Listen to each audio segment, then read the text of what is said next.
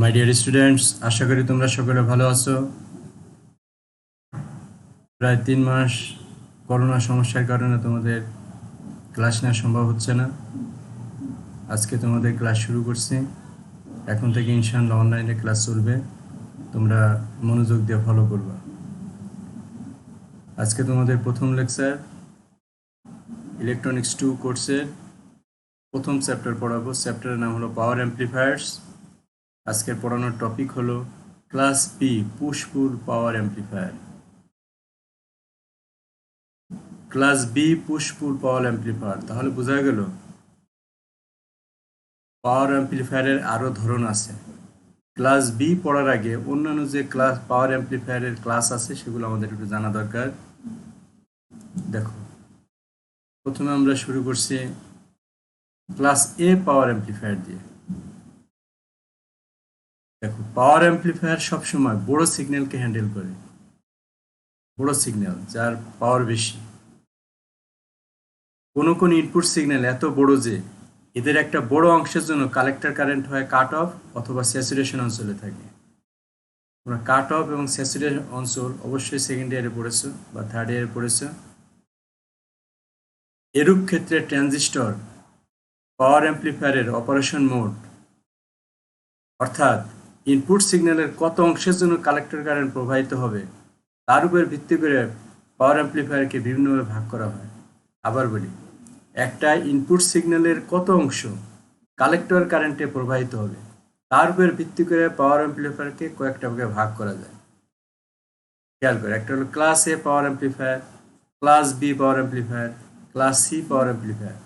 আবার কথাটা রিপিট করি, ইনপুট সিগন্যালের কত অংশ কোনো একটা ট্রানজিস্টরের কালেক্টর কারেন্ট প্রবাহিত হবে তার উপর ভিত্তি করে পাওয়ার অ্যাম্প্লিফায়ারকে 3 ভাগে ভাগ করা যায়। ক্লাস এ পাওয়ার অ্যাম্প্লিফায়ার, ক্লাস বি পাওয়ার অ্যাম্প্লিফায়ার, ক্লাস সি পাওয়ার অ্যাম্প্লিফায়ার।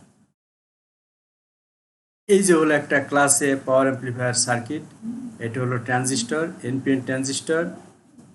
এগুলো হলো রেজিস্টর, বায়াসিং রেজিস্টর, এই যে ক্যাপাসিটর, সোর্স, গ্রাউন্ডিং। এই যে একটা ডায়াগ্রাম, এটাকে বলে তোমার লোড লাইন ডায়াগ্রাম। এটি হলো লোড লাইন ডায়াগ্রাম, এই লাল রেখাটা।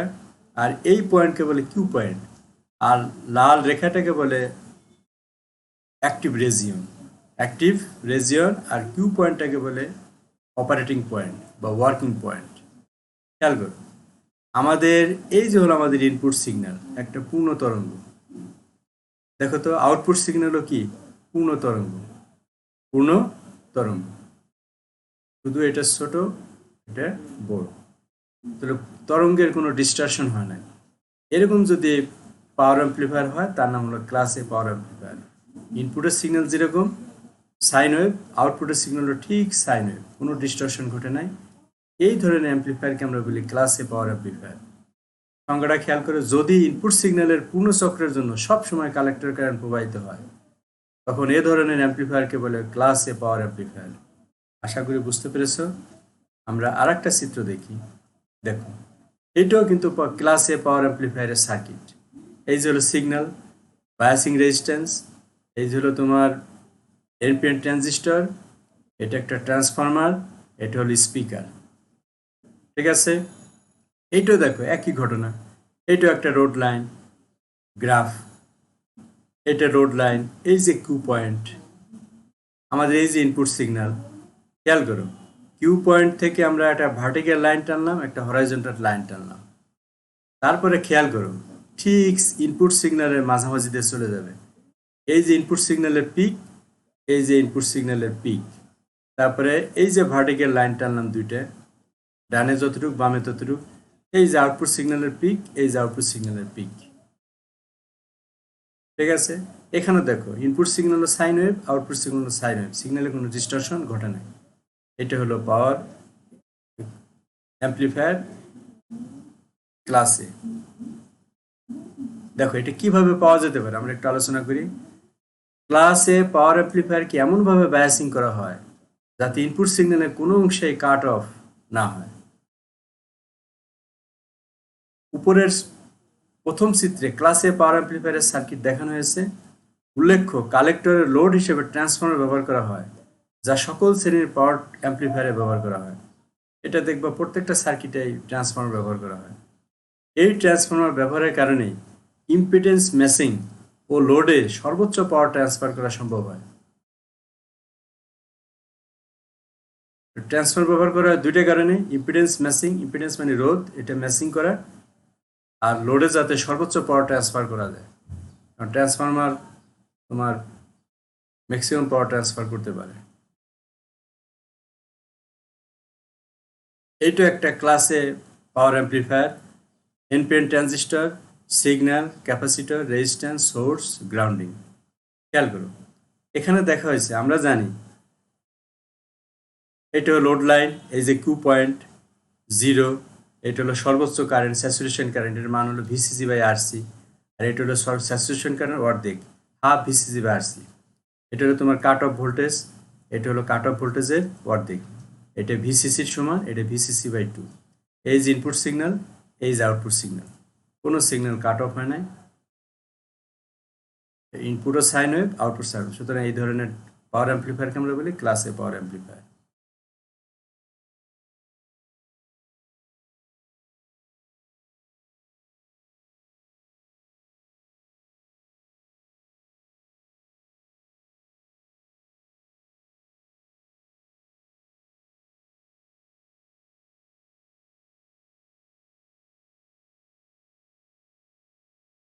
এটা একটা ক্লাসে পাওয়ার অ্যাম্প্লিফায়ার, একই রকম, তোমরা একটু খেয়াল করবে, কোনো পার্থক্য নাই। এটা হলো এসি লোড লাইন, এটা হলো DC Q point, DC Q point, এর এসি সামনেও যতটুকু, এসি বামেও ততটুকু, একই, কোনো পার্থক্য নাই। এবার আমরা দেখবো ক্লাস বি পাওয়ার অ্যাম্প্লিফায়ার। আমরা মূলত এটি আজকে পড়বো, এটাই আলোচনার বিষয় ছিল। দেখো, এই যে হলো একটা পাওয়ার ক্লাস বি পাওয়ার অ্যাম্প্লিফায়ার, এটাকে পুশ পুল অ্যাম্প্লিফায়ার বলে। এখানে দুইটা ট্রানজিস্টর ব্যবহার করা হয়েছে, এই যে হলো সিগন্যাল, এই যে গ্রাউন্ডিং, এই যে সোর্স, এই যে আউটপুট টার্মিনাল। এই যে হলো তোমার লোড লাইন, এটি হলো কিউ পয়েন্ট। খেয়াল করো, কিউ পয়েন্ট হলো কাট অফ পয়েন্টে, এর মানে হলো এটা সম্পূর্ণ ইনপুট সিগন্যাল কালেক্টরে যাবে না, প্রথম অর্ধচক্র যাবে, আর এক অর্ধচক্র যাবে না, অথবা এমনও করা যেতে পারে নেগেটিভ অর্ধচক্র যাবে, পজিটিভ অর্ধচক্র যাবে না। এটা হলো ক্লাস বি পাওয়ার অ্যাম্প্লিফায়ার।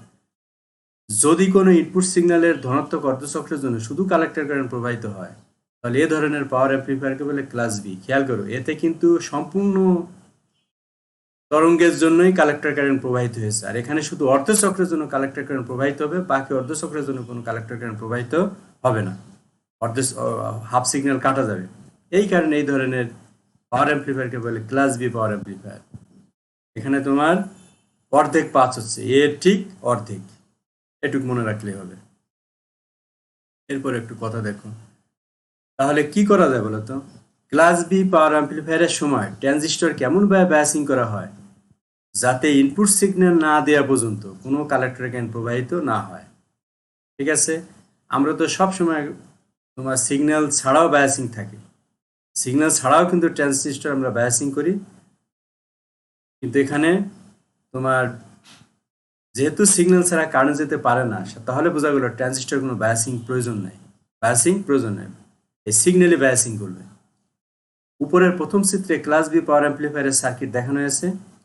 ইনপুট সিগন্যালের ধনাত্মক অর্ধচক্রের জন্য ইনপুট সার্কিট ফরওয়ার্ড বায়াস হবে এবং কালেক্টর কারেন্ট পাওয়া যাবে। ঋণাত্মক অর্ধচক্রের জন্য input signal circuit reverse bias হবে, কোনো কালেক্টর কারেন্ট পাওয়া যাবে না। উপরের তৃতীয় চিত্রে এসি লোড লাইনের মাধ্যমে ক্লাস বি পাওয়ার অ্যাম্প্লিফায়ার অপারেশন দেখানো হয়েছে। স্পষ্টত এখানে অপারেটিং পয়েন্ট কিউ পয়েন্ট হবে কাট অফ ভোল্টেজে। এখন এটা পরিষ্কার যে শুধু ধনাত্মক অর্ধচক্র আউটপুটে বিবর্তিত হবে, ঋণাত্মক অর্ধচক্র আউটপুটে কাট অফ হবে, ফলে আউটপুটে মারাত্মক ডিস্টরশন হবে, তরঙ্গের বিকৃতি হবে, অর্ধেক আছে অর্ধেক নাই। তা সত্ত্বেও এইটা ব্যাপকভাবে ব্যবহৃত হয়, কারণ কি, এটার আউটপুট পাওয়ার ও কালেক্টর দক্ষতা অনেক বেশি। এ ধরনের অ্যাম্প্লিফায়ার পুশ পুল বিন্যাসে বেশি ব্যবহার করা হয়। পুশ পুল বিন্যাসে দুইটা ট্রানজিস্টর ব্যবহার করা হয়, ফলে একটা ট্রানজিস্টর ধনাত্মক অর্ধচক্রের জন্য কারেন্টকে বিবর্তিত করে, অপরটি ঋণাত্মক অর্ধচক্রের জন্য কারেন্টকে বিবর্তিত করে। আশা করি বুঝতে পেরেছো।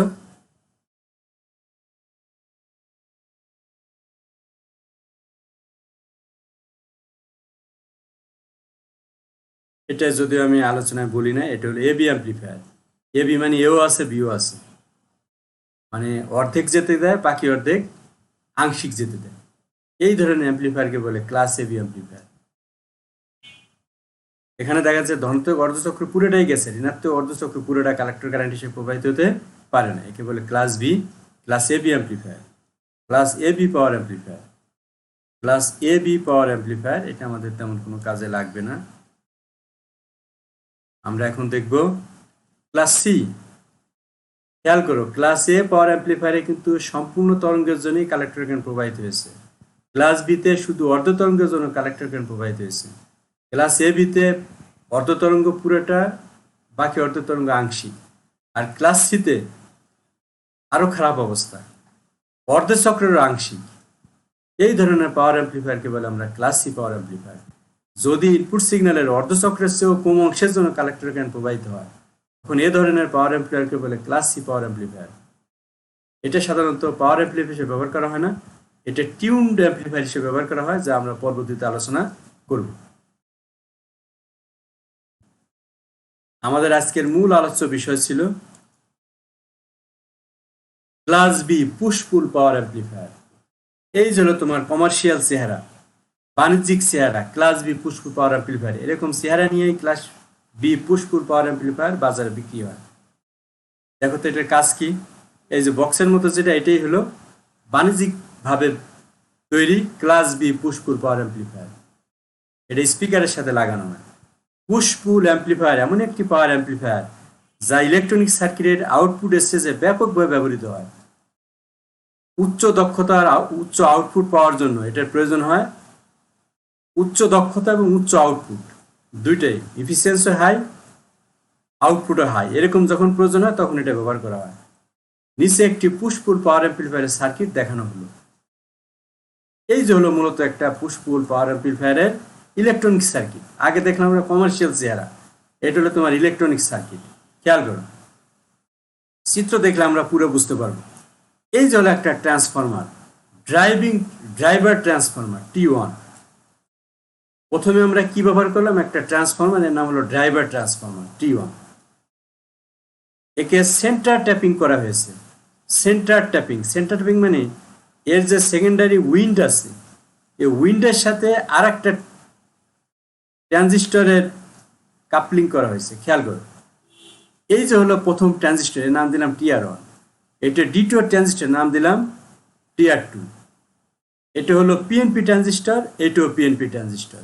এর ইমিটার কাপলিং করা, কাপলিং করা। এই ইমিটার কাপলিং এর সাথে ড্রাইভার ট্রান্সফরমারের সেকেন্ডারি উইন্ড সেন্টার ট্যাপিং করা। ঠিক আছে, এরপর আমরা কি করলাম দেখো, এই যে হলো তোমার আউটপুট ট্রান্সফরমার, এটাও সেন্টার ট্যাপিং করা হয়েছে। এর সাথে ভিসিসি যোগ করা হয়েছে, সাপ্লাই ভোল্টেজ ভিসিসি। ঠিক আছে, চিত্রে দেখতে পাচ্ছি সেকেন্ডারি ট্রান্সফরমার মানে আউটপুট ট্রান্সফরমারের প্রাইমারি উইন্ডের সাথে ভিসিসি সোর্স যোগ করা হয়েছে এবং সেটা কাপলিং ইমিটারের সাথে যোগ করা হয়েছে। আর কাপলিং ইমিটার থেকে আর একটা পয়েন্ট চলে গেছে তোমার ড্রাইভার ট্রান্সফরমার সেকেন্ডারি উইন্ডে। আর সেকেন্ডারি আউটপুট ট্রান্সফরমার সেকেন্ডারি উইন্ডের সাথে স্পিকার যোগ করা হয়েছে। আমরা এখন সার্কিট একটু অ্যানালাইসিস করি। খেয়াল করো, প্রথম অর্ধচক্রের জন্য, প্রথম অর্ধচক্র মানে 1, এটা ইনপুট, এটা আউটপুট। প্রথম অর্ধচক্র অর্থাৎ 1 এর জন্য তো প্লাস, তাহলে এ পয়েন্ট হবে প্লাস আর বি পয়েন্ট হবে মাইনাস। খেয়াল করে, এটা হলো পিএনপি ট্রানজিস্টর, এটা মাইনাস, এটা এন। পিএনপি ট্রানজিস্টর, এটা এন, এন এর সাথে আমরা মাইনাস যোগ করেছি সোর্সে, সাপ্লাইয়ে, তাহলে এটা হলো ফরওয়ার্ড ব্যাস। পিএনপি ট্রানজিস্টর, এটা এন, এন এর সাথে আমরা পজিটিভ যোগ করেছি, এটা হলো রিভার্স ব্যাস। তাহলে রিভার্স ব্যাস হলে তো ইনপুট সার্কিট, যদি রিভার্স ব্যাস হয় ট্রানজিস্টর অফ থাকবে, এই ট্রানজিস্টর অফ, এই ট্রানজিস্টর অন। এখান দিয়ে কারেন্ট প্রবাহিত হবে, এই যে মিটার দিয়ে কারেন্ট আসবে, এই যে কালেক্টর দিয়ে যাবে, এইভাবে কারেন্ট চলতে থাকবে তোমার সেন্টার ট্যাপের নিচের অংশ দিয়ে, আউটপুট ট্রান্সফরমারের নিচের অংশ দিয়ে কারেন্ট প্রবাহিত হবে। ঠিক আছে, তাহলে আমরা আউটপুট পেলাম, এই যে আউটপুট পেলাম। এবার হলো সেকেন্ড অর্ধচক্রের জন্য, ঋণাত্মক অর্ধচক্রের জন্য এ হবে নেগেটিভ, বি হবে পজিটিভ। পিএনপি ট্রানজিস্টর এন এর সাথে পজিটিভ, এটা রিভার্স বায়াস, কোনো কারেন্ট প্রবাহিত হবে না। এটা নেগেটিভ, পিএনপি এন এর সাথে নেগেটিভ, তাহলে অবশ্যই এটা কি হবে, ফরওয়ার্ড বায়াস হবে, কারেন্ট প্রবাহিত হবে। এই যে মিটার দিয়ে কারেন্ট আসবে, কালেক্টর দিয়ে কারেন্ট এই যে সার্কিট দিয়ে উপরের অংশতে প্রবাহিত হবে। তাহলে আমরা ধনাত্মক অর্ধচক্রের জন্য নিচের ট্রানজিস্টর সক্রিয় হলো এবং আউটপুট ট্রান্সফরমারের প্রাইমারি উইন্ডিং এর মধ্যে নিচের অংশের মধ্যে দিয়ে কারেন্ট প্রবাহিত হবে। আর ঋণাত্মক অর্ধচক্রের জন্য আউটপুট ট্রান্সফরমারের প্রাইমারি উইন্ডিং এর উপরের অংশের মধ্যে দিয়ে কারেন্ট প্রবাহিত হবে। তাহলে এই যে আমরা আউটপুটও পেলাম, ধনাত্মক অর্ধচক্রের জন্য আউটপুট পেলাম, ঋণাত্মক অর্ধচক্রের জন্য আউটপুট পেলাম। যদি আমাদের কথা ছিল কি ক্লাস বি মানে হলো অর্ধচক্র, কিন্তু আমরা তো দুইটাই ক্লাস বি ব্যবহার করছি, দুইটা ট্রানজিস্টর, এই কারণে সে পূর্ণ তরঙ্গকে অ্যাম্প্লিফাই করতে পারবে, সিগন্যালের তেমন কোনো ডিস্টরশন হবে না। আশা করি বুঝতে পেরেছ। আগে যা কথা বলছি সম্পূর্ণ কথায় লেখার ভিতরে আছে, তোমরা একটু দেখে নিবা, পুরোটাই বলা হয়েছে, কোনো বাদ দেওয়া হয় নাই।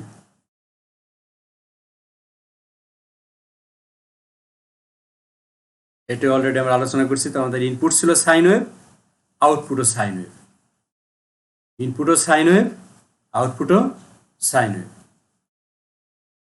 এটা হলো পুশ পুল পাওয়ার অ্যাম্প্লিফায়ার, এটা খুবই ব্যবহৃত হয়।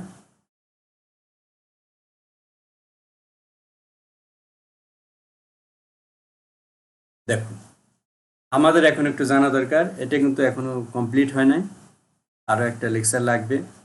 আমরা এখন জানবো যে পুশ পুল পাওয়ার অ্যাম্প্লিফায়ার, ক্লাস বি পুশ পুল পাওয়ার অ্যাম্প্লিফায়ার কোথায় কোথায় ব্যবহৃত হয়। এর ব্যবহার দেখো, আরএফ সিস্টেম এটা ব্যবহৃত, আরএফ মানে রেডিও ফ্রিকোয়েন্সি সিস্টেম, এটি ব্যবহৃত হয়। অল্প দাম ও আকৃতি ছোট হওয়ার কারণে ডিজিটাল সিস্টেমে ব্যাপকভাবে ব্যবহৃত হয়। টিভি, কম্পিউটার, মোবাইল ফোনের অডিও অ্যাম্প্লিফিকেশনে ব্যবহার করা হয়।